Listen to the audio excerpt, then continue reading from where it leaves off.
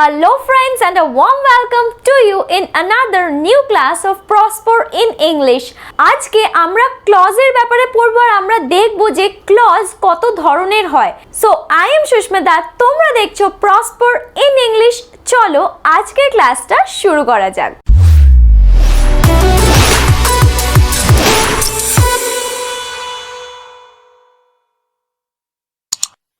Clause মনে রাখতে গেলে আমাদের বেসিক দুটো পয়েন্ট মনে রাখতে হবে। সেটা কি, আমি এখানে বোর্ডে দুটো পয়েন্টই লিখেছি। প্রথমের পয়েন্টটা কি আছে দেখো, clause have one subject and a verb.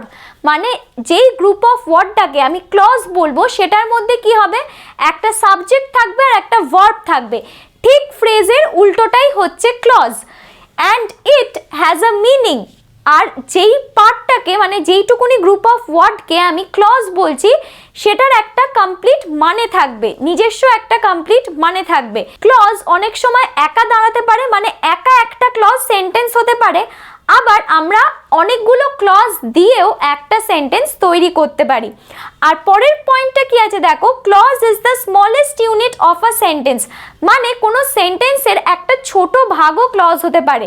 আর আমি তোমাদের কি বললাম যে ক্লজে সবসময় একটা সাবজেক্ট আর একটা ভার্ব থাকবেই। তাই জন্য খুব ছোট, যদি স্মলেস্ট ইউনিট মানে যেটা সেন্টেন্সের একদমই একটা ছোট ভাগ, সেইটুকুনি ছোট ভাগ বলতে আমি কি বলতে পারি, আমি বলতে পারি শি রানস। দেখো এইটার মধ্যে একটা সাবজেক্টও পাচ্ছি, আমি একটা ভার্বও পাচ্ছি। শি হচ্ছে আমাদের সাবজেক্ট আর রানস মানে ও কি করছে, ও ছুটছে, রানস। এইটা হয়ে যাচ্ছে আমাদের ভার্ব। তাহলে এইরকম ছোট ইউনিটও মানে এইরকম একটা ছোট দুখানা গ্রুপ অফ ওয়ার্ডস দিয়েও একটা ক্লজ হতে পারে। আমি ক্লজের ওপরে এর আগে একটা ভিডিও বানিয়েছি যেগুলো বেসিক কনসেপ্ট ক্লজ জানার জন্য দরকার। তার উপরে একটা ভিডিও আমার প্লেলিস্টে অলরেডি বানানো আছে। এই ভিডিওটা দেখার আগে তোমরা যদি ওই ভিডিওটা একটুখানি দেখে নাও তাহলে ক্লজের যে টাইপসগুলো এরপরে আমি ডিসকাস করব সেইটা বুঝতে তোমাদের সুবিধা হবে। আমি ওপরে আই বাটনে এখানে ক্লজের পার্ট 1 এর লিঙ্কটা দিয়ে দিচ্ছি, তোমরা এখানে ক্লিক করে ক্লজের ভিডিওটা চেক করতে পারো।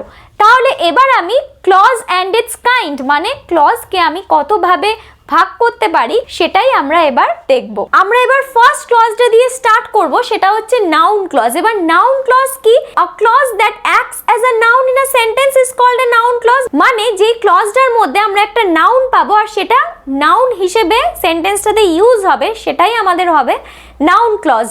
এবার দেখো এই সেন্টেন্সটায় হি এক্সপেক্টেড টু পাস, এখানে কি আমরা কোনো ভার্ব পাচ্ছি? হি এক্সপেক্টেড টু পাস, সে ভেবেছিল সে কি করবে, পাস করবে কোনো পরীক্ষায়। এবার এই সেন্টেন্সটা দেখো, he expected that he would pass. এবার ক্লজে আমরা যেমন সাবজেক্টটা দেখছি, ভার্বটা দেখছি, ভার্বটা কিন্তু আমাদের কি হতে হবে, ফাইনাইট ভার্ব। ফাইনাইট ভার্ব মানে কি, যেটা ইন্ডিপেন্ডেন্টলি দাঁড়াতে পারবে একটা ক্লজে, সেটাকে আমরা বলি ফাইনাইট ভার্ব। তাহলে এখানে দেখো, এখানে কিন্তু আমরা কোনো ভার্ব পাচ্ছি না যেটা একা দাঁড়াতে পারবে। এখানে কিন্তু আমরা শুধু নাউনের কথাই বুঝতে পারছি যে হি এক্সপেক্টেড টু পাস।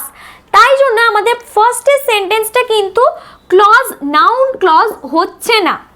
কিন্তু সেকেন্ডের সেন্টেন্সটা আমরা যদি দেখি, he expected that he would pass.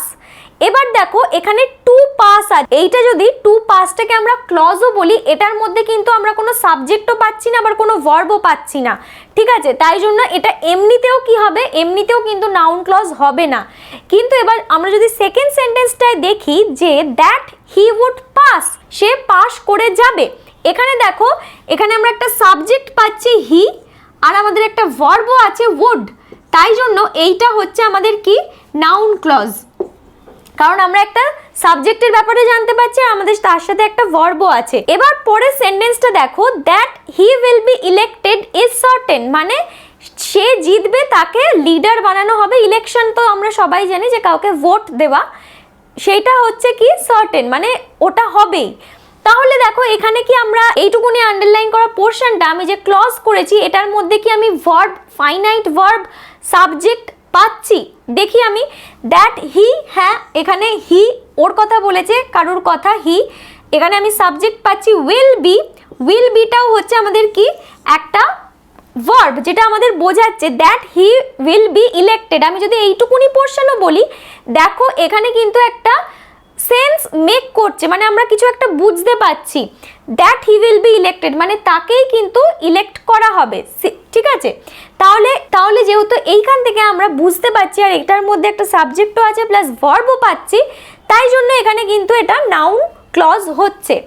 এবার পরের সেন্টেন্সটা যদি আমরা দেখি, you should carefully listen to what the teacher says, মানে তোমাকে খুব ভালো করে শুনতে হবে যে টিচার কি বলছেন। তাহলে এইটুকুনি পার্ট, হোয়াট দ্য টিচার সেজ, এখানে আমাদের সাবজেক্টও আমি পাচ্ছি কি টিচার, আর সেজ মানে কিছু বলা, সেটা হচ্ছে আমাদের ভার্ব। তাহলে এটা হচ্ছে আমাদের নাউন ক্লজ। এবার দেখো থার্ড নাম্বার সেন্টেন্সে আমাদের এটা সাবজেক্ট অফ দ্য ভার্ব হিসেবে ইউজ হয়েছে, আর পরের সেন্টেন্সটা এটা কিন্তু অবজেক্ট অফ দ্য ভার্ব, কারণ আমাদের ক্লজটা সেন্টেন্সের শেষে আছে। তোমরা ফ্রেজের ভিডিওটাও দেখতে পারো, ফ্রেজের ভিডিওটা দেখলে ফ্রেজ আর ক্লজ দুটোর কনসেপ্ট ভালো করে ক্লিয়ার হয়ে যাবে। আমি নিচে ডেসক্রিপশন বক্সে লিংকটা দিয়ে দিচ্ছি। এরপরে আমরা অ্যাডজেক্টিভ ক্লজে মুভ করব। এবার আমরা অ্যাডজেক্টিভ ক্লজটা দেখব। অ্যাডজেক্টিভ ক্লজ কি? A clause that acts as an adjective in a sentence is called adjective clause, মানে যে ক্লজটার মধ্যে অ্যাডজেক্টিভ হিসেবে ক্লজটা ইউজ হবে সেটাকেই আমরা কি বলবো? অ্যাডজেক্টিভ ক্লজ বলবো।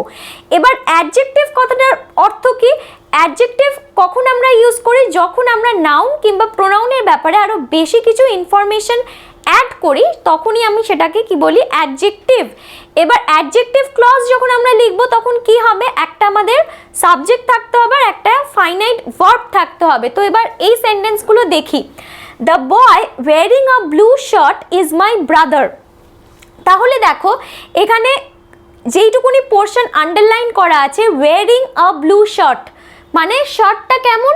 শার্টটা ব্লু, এটা তো অ্যাডজেক্টিভ আমরা বুঝতে পারছি, কিন্তু এই ওয়ারিং আ ব্লু শার্টের মধ্যে কি কোনো আমরা ভার্ব পাচ্ছি? আর কোনো কিন্তু সাবজেক্টও নেই, তাই জন্য এইখানে আমরা কি পাচ্ছি? একটা শার্টের কথা খালি বুঝতে পারছি, আর শার্ট হচ্ছে কোনো জিনিসের নাম। তাহলে এটা কি হতে পারে? এটা কিন্তু ক্লজ না, কারণ এটার মধ্যে সাবজেক্ট নেই আর এটার মধ্যে কিন্তু ফাইনাইট ভার্ব নেই, মানে কোনো ভার্ব নেই। তাহলে এটাকে আমরা বলতে পারি এটা অ্যাডজেক্টিভ ফ্রেজ হতে পারে। ফ্রেজে কি রুল ছিল? যে একটা ফ্রেজের মধ্যে নয় একটা ভার্ব থাকবে আর নয় তো একটা নাউন থাকবে, আর এখানে তো আমাদের একটা নাউন আছে যে শর্ট, তাই জন্য এই সেন্টেন্সটা অ্যাডজেক্টিভ ফ্রেজ, এটা কিন্তু ক্লজ না। আমি সেন্টেন্সটা ইচ্ছে করেই লিখেছি যে ডিফারেন্সটা বোঝানোর জন্য তোমাদের। এবার পরের সেন্টেন্সটা আমরা যদি দেখি, the boy who is wearing a blue shirt is my brother, যেই ছেলেটা নীল রঙের জামা পরে আছে সে হচ্ছে কি? আমার ভাই। এখানে কিন্তু বলে দিচ্ছি যে হু ইজ ওয়ারিং, আগের সেন্টেন্সটাই কিন্তু ওয়ারিং আ ব্লু শার্ট বলেছিল, সেই ছেলেটার কথাই এখানে বলছে কিনা আমাদের কিন্তু আমরা শিওর ছিলাম না, কিন্তু এই সেকেন্ড সেন্টেন্সটা আমরা বুঝতে পারছি যে এই ছেলেটার কথাই বলছে যে কিনা নীল শার্ট পরে আছে। এইখানে দেখো আমরা সাবজেক্টও পাচ্ছি যে হু, এখানে হু বলতেই কার কথা বলছে? দ্য বয়, এটা হচ্ছে আমাদের সাবজেক্ট, আর ভার্ব ইজ ওয়ারিং, তাহলে আমরা ভার্বও একটা পেয়ে যাচ্ছি যে ইজ ওয়ারিং। তাহলে এইটাকে আমরা অ্যাডজেক্টিভ ক্লজ অনায়াসে বলতে পারি। এবার পরের সেন্টেন্সটা যদি আমরা দেখি, হি ইজ দ্য নটি বয় হু ব্রোক দ্য উইন্ডো, তাহলে কার কথা বলছে? হু ব্রোক দ্য উইন্ডো, মানে নটি বয়ের কথাটা বলছে যেই ছেলেটা খুব দুষ্টু সেই কি করেছিল? জানলাটা ভেঙে দিয়েছিল। তাই জন্য এখানে হু বলতে কার কথা বলছে? নটি বয়। তাহলে হুটাকে আমরা সাবজেক্ট হিসেবে ধরতে পারি, কারণ হু মানেই নটি বয়ের কথা বলছে।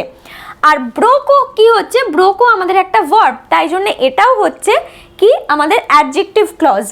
এবার পরের সেন্টেন্সটা আমরা দেখি, the cat played with the red ball. এখানে দেখো the cat played with the red ball, এবার এটা ডিসক্রাইব করছে যে red ball which was on the floor, মানে রেড বলটা কোথায় ছিল? রেড বলটা ফ্লোরে ছিল, which was on the floor.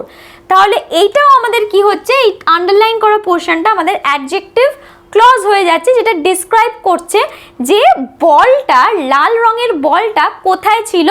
Which was on the floor. এখানে আমরা হুইচ বলতে এই রেড বলটার কথাই বুঝতে পারছি, এটা হচ্ছে আমাদের সাবজেক্ট, আর ওয়াজটা হয়ে যাচ্ছে আমাদের কি? ভার্ব। তাই জন্য এটাকেও আমরা অ্যাডজেক্টিভ ক্লজ বলতে পারি।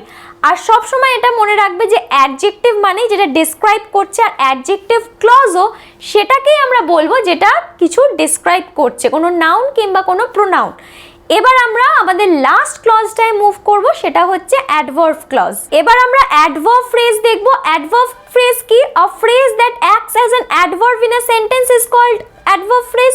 এবার অ্যাডভার্ব কি? যেটা ভার্ব, অ্যাডজেক্টিভ কিংবা অ্যাডভার্ব নিজেকেই মডিফাই করে, সেটাকেই আমরা কি বলি? অ্যাডভার্ব বলি। তাহলে এবার সেন্টেন্সগুলো দেখা যাক। On his return home Sunil found the house burgled. মানে সুনীল যখন ফিরে এসেছিল, সে ফিরে এসে কি দেখেছিল? যে বাড়ির মধ্যে কি হয়েছে? চুরি হয়েছে। তাহলে দেখো যে পোর্শনটা আন্ডারলাইন করা আছে, এইটা কি আমাদের ক্লজ হচ্ছে? দেখি, অন হিজ রিটার্ন হোম, এইখানে দেখো, এখানে আমরা একটা সাবজেক্ট পাচ্ছি হিজ, কিন্তু আমরা কিছু ভার্ব পাচ্ছি না।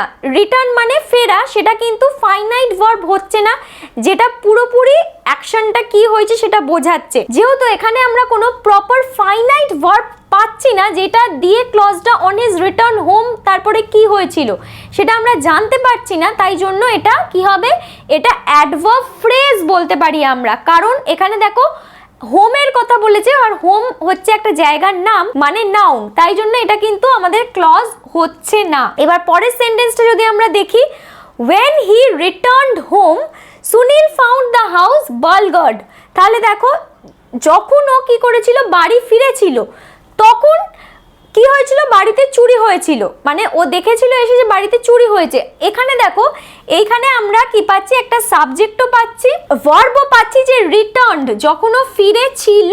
এবার ও কখন ফাইন্ড করেছিল? সুনীল ফাউন্ড দ্য হাউস বার্গার্ড, কখন সে ফাইন্ড করেছিল? ওয়েন, মানে যখন সে ফিরেছিল। তাই জন্য এইখানে when he returned home, এইখানে কিন্তু এই ক্লজটা আমাদের পুরো বোঝাচ্ছে, আর আমাদের একটা প্রপার সাবজেক্ট আছে, তার সাথে একটা ফাইনাইট ভার্ব আছে, তাই জন্য এটাকে আমরা অ্যাডভার্ব ক্লজ ইজিলি বলতে পারবো। ঠিক আছে, এবার পরেরটা দেখি।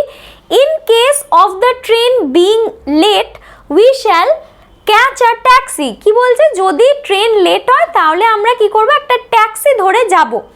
এইখানে এবার যে পোর্শনটা আন্ডারলাইন করা আছে, in case of the train being late, এখানে দেখো, এখানে বিংটা একটা ভার্ব, কিন্তু এটা হচ্ছে কোনো ফাইনাইট ভার্ব না। ফাইনাইট ভার্ব কি? যেটা হচ্ছে পুরো ইন্ডিপেন্ডেন্ট একটা ভার্ব, মানে ভার্বটা দিলে আমরা পুরো বুঝতে পারবো যে সেন্টেন্সটা কি বলতে চাইছে। আর বিং কিন্তু সবসময় ওয়ার আর ওয়াজ এর সাথে, ওয়াজ বিং কিংবা ওয়ার বিং এর সাথে ইউজ হয়। যদি আমাদের এখানে ওয়াজটা থাকতো তাহলে কিন্তু আমরা কি বলতে পারতাম? এটা একটা ফাইনাইট ভার্ব, কিন্তু এখানে বিংটা কোনো মতেই একটা ফাইনাইট ভার্ব হচ্ছে না, ইন্ডিপেন্ডেন্ট ভাবে এটা দাঁড়াতে পারছে না। তাই জন্য এখানে দেখো, in case of the train being late, আমরা এখানে ট্রেনের কথা বুঝতে পারছি, একটা নাউন পাচ্ছি, তাই জন্য এটা কিন্তু আমাদের হচ্ছে অ্যাডভার্ব ফ্রেজ, এটা কিন্তু একদমই ক্লজ হচ্ছে না। এর পরের সেন্টেন্সটা যদি আমি দেখি, in case the train is late, is হচ্ছে একটা মেন ভার্ব, মানে ফাইনাইট ভার্ব পাচ্ছি, আর তার সাথে আমি কি পাচ্ছি?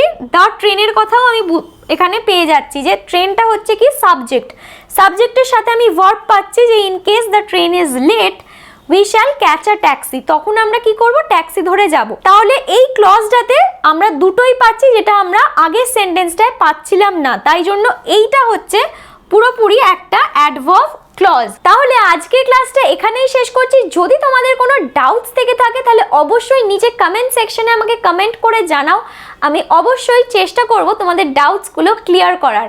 আর এই ভিডিওটা ভালো লেগে থাকলে অবশ্যই একটা লাইক করো, আর তোমাদের বন্ধুদের সাথে শেয়ার করো, আর তাদের প্রসপার ইন ইংলিশ চ্যানেলটা জয়েন করার জন্য ইনভাইট করো, যাতে সবাই আমরা একসাথে খুব ভালো করে ইংলিশ শিখতে পারি। আর যদি তোমরা এখনো প্রসপার ইন ইংলিশ চ্যানেলটা সাবস্ক্রাইব না করে থাকো তাহলে অবশ্যই সাবস্ক্রাইব করে নাও, কারণ আমি এরম টাইপের videos, English grammar, English vocabulary, spoken English নিয়ে ভিডিওস রেগুলারলি আপডেট করতে থাকি। আর যদি তোমরা চাও তাহলে এভরি স্যাটারডে সন্ধ্যে 7টা থেকে আমাদের প্র্যাকটিস ক্লাসগুলোও জয়েন করতে পারো। তাহলে আমাদের মটো হচ্ছে think, dream and prosper in English.